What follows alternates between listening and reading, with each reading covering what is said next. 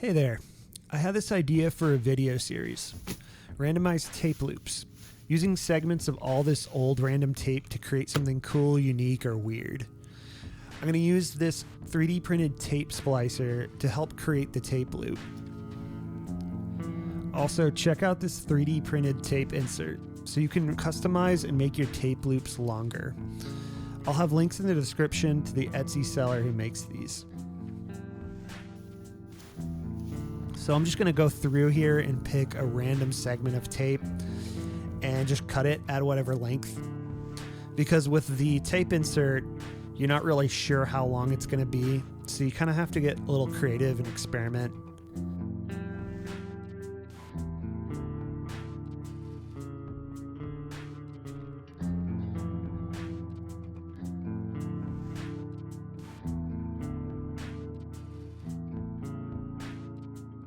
So here's the 3D printed insert. I will get to it a little bit later in the video of setting it up. First, we're going to use the tape splicing block just to show how you splice the tape. This 3D printed block is super nice. It has the groove that the tape will fit in perfectly. And then the grooves here for the razor blade, because you want to cut that 45-degree angle on the tape. I recommend using these black block inserts just to help the tape stay still when you're cutting it. It makes it so much easier than if you were just doing it on a table or something. Also, I'd recommend using a little bit less splicing tape or scotch tape than I used here. You want to use less just so there's less contact when it's moving through the tape cassette.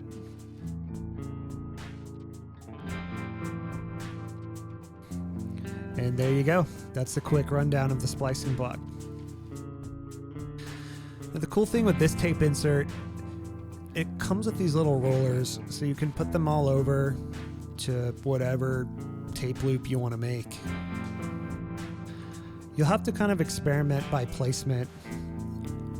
Here I'm cutting the tape a little bit shorter because the original loop I made was too long. Lots of experimenting here.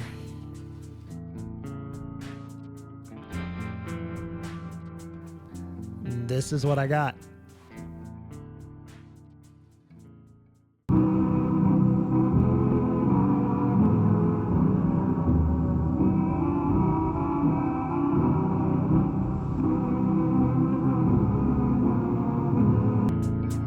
This was my second attempt, and this one actually worked.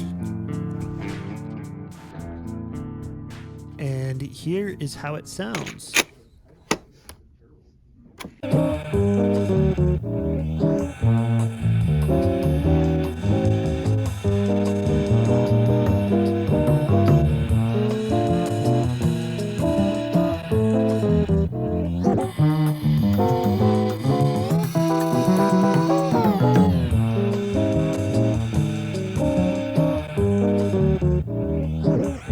And you already know I'm putting this through pedals.